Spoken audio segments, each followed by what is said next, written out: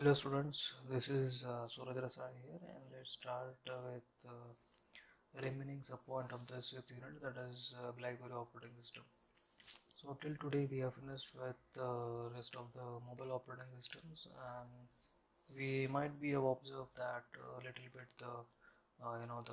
the architecture is a little bit somehow similar within the all types of smartphones created. So basically, BlackBerry operating system was initially released in 1999 by BlackBerry Limited. Now, basically, its platform is BlackBerry OS itself. They have their own platform, and it is developed or written in Java and C++ also. Okay, so little bit it is interesting to learn how its kernel works and how it supports the JVM, that is Java Virtual Machine, defined by the BlackBerry operating system. That is obviously, especially they have designed the JDK package to run their operating system within their composed hardware. Hardware in the sense the motherboard developed by BlackBerry Limited. So let's directly start with its architecture. So first layer is applications, then operating system layer, then it's actually okay. They have given the name as JVM, but instead of this, there is actually kernel itself which behaves with respect to the JVMs only, and then further last layer is hardware itself. So application layer includes consists of the types of applications. Applications might be based on the user, and some applications are based on system. Now the user based applications are the front end applications which might be controlled or accessed or requested by the user. So based on user input only it behaves, and other types of applications are system based application. Now here again, system based application can be the actual system based application, or next one is it might be internet based application, that is which runs at the background.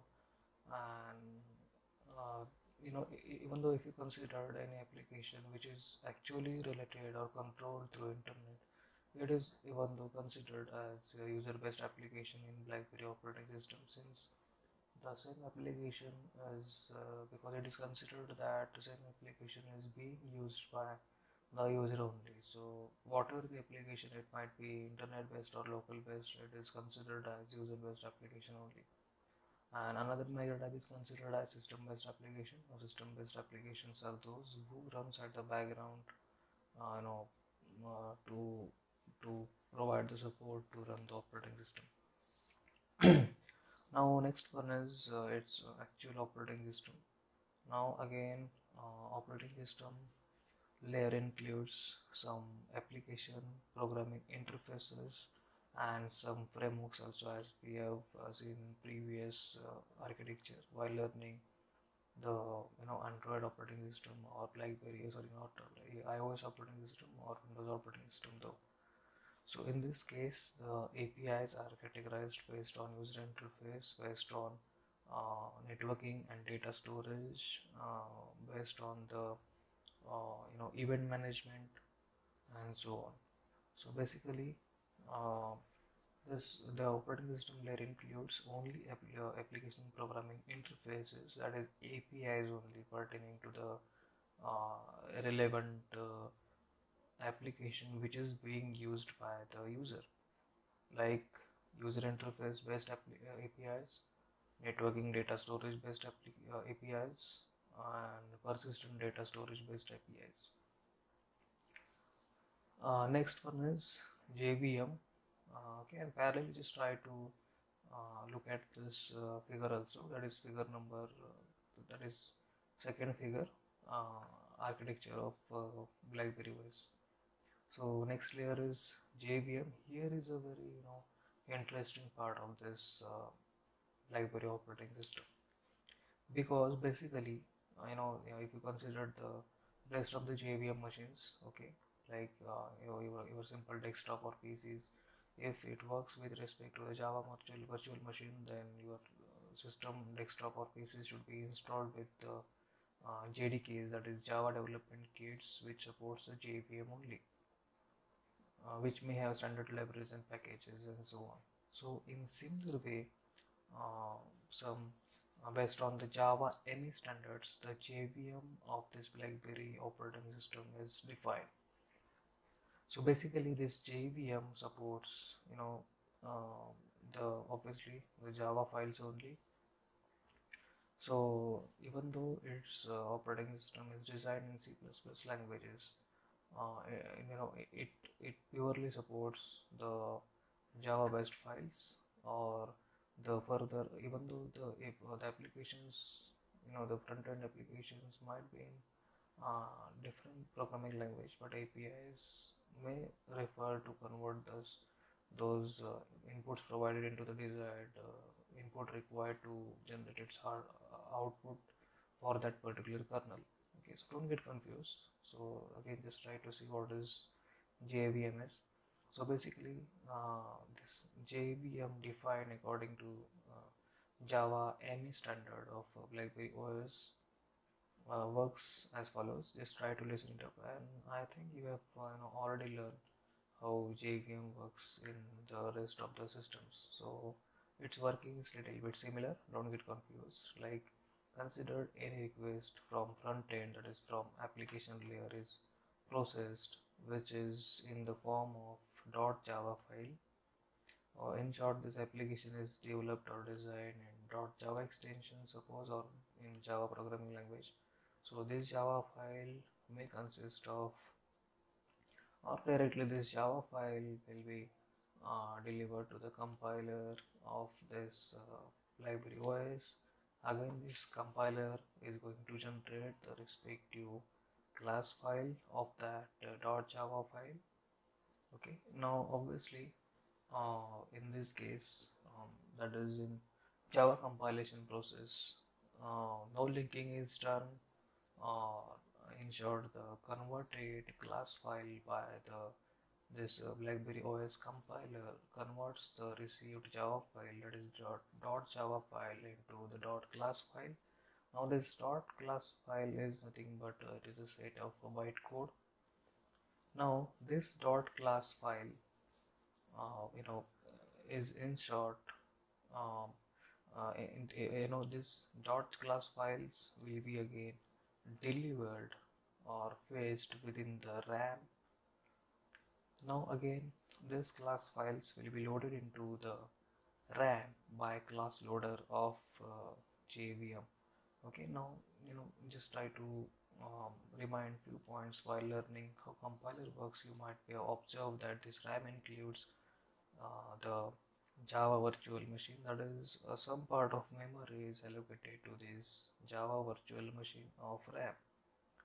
This Java virtual machine works with respect to the JIT, that is just-in-time environment. This Java virtual machine has three subcomponents. First one is a class loader, next one is a bytecode verifier, and third one is the execution engine.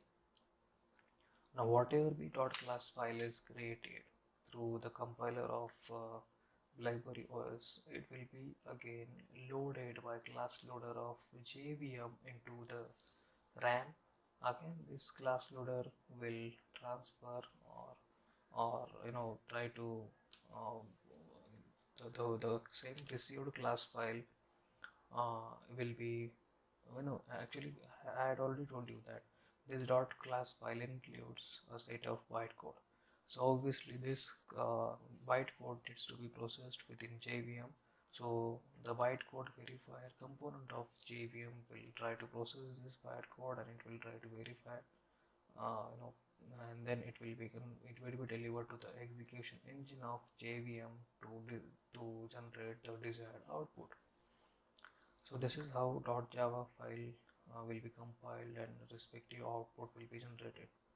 Now again, whatever the output is generated through this JVM with the help of hardware, okay, it will be passed back to the operating systems, APIs, and the rest of the frameworks used in operating system. It will again pass further the generated output to the application layer, of a BlackBerry operating system, which consists of the application. So the application pertaining to that requested input will try to generate and display the output through the user interface of this application layer. So this is how the BlackBerry mobile operating system works. So it is a very simple architecture.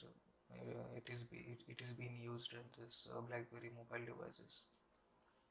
So again, let's try to understand the same concept by considering real-time example. You can consider, let's say, any game is developed in Java programming language, suppose, and the end user is trying to run this game within the BlackBerry mobile. So basically, whatever the user interface the user will have, it is a part of application layer itself. Now, this in short, as we have already aware about that, it includes a source code which is in the form of which is developed or generated in Java programming languages. Now again, from this application layer, it will be passed to the operating systems layer, which includes the APIs and the respective frameworks. So automatically, the desired framework related to this game programming, which is designed in .java programming language, it will be again received by this framework of operating system layer. Again, same .java file will be passed through the Java virtual machine. As we already seen that how JVM works, how it processes and executes the Java file to run the desired to get the desired output, how it is being compiled within JVM with the help of the compiler used in BlackBerry OS, and how it processes the generated class file through the kernel or through the JVM used with the help of RAM of this BlackBerry devices, and how this RAM is going to generate the output based on JIT environment. Okay, so when the output will be again generated through this RAM, this output will be again delivered back from the JVM to the operating system layer and to the application layer. So this is how the user will have the desired output within that application. Now this application can be anything, like I had considered the game as one kind of example to understand how this BlackBerry mobile operating systems architecture works. So I hope you have understood how this BlackBerry mobile operating system works. So this is the end of your fifth unit. Okay, now in next session I'll try to cover up the last unit remaining, that is mobile payment system using m-commerce, and little bit some part of this is already have finished in previous class theory lectures also. So hope you have understood the mobile operating systems. If anybody has any doubt, you can email me at surasa@bbusuvp.edu.in, or just you can post the comments or your queries on Hitesh account also. Thank you.